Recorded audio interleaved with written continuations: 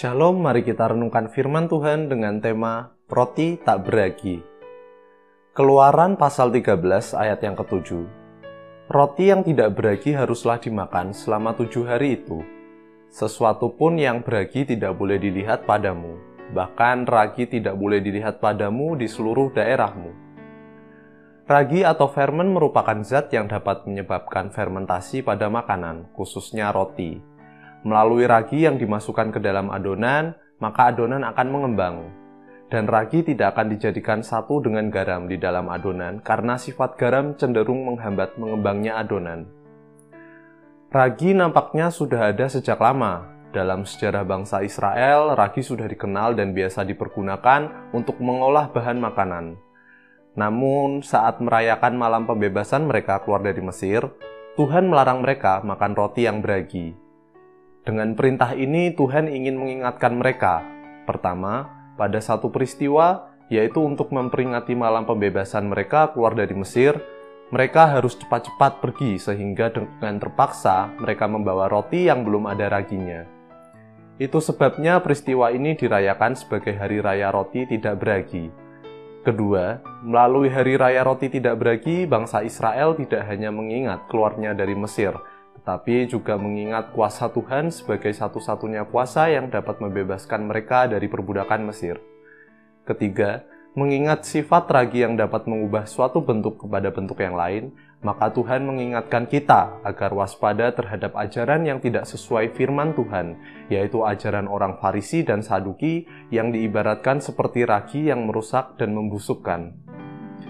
Setiap orang Kristen harus senantiasa memegang ajaran yang murni dan sehat, agar iman dan moral yang dibangun di atas kebenaran menghasilkan perbuatan yang memuliakan Tuhan.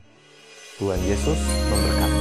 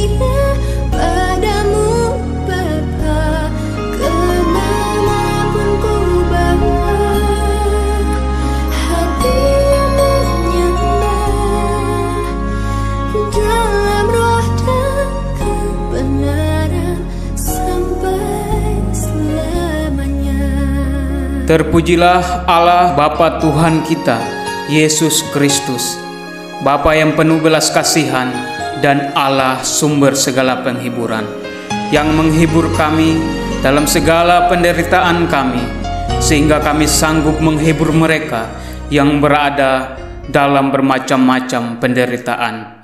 Dengan penghiburan yang kami terima sendiri dari Allah, pertolonganku ialah dari Tuhan, yang menjadikan langit dan bumi. Tuhan memberkati engkau dan melindungi engkau. Tuhan menyinari engkau dengan wajah-Nya dan memberi engkau kasih karunia.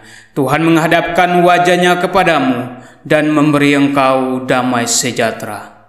Amin.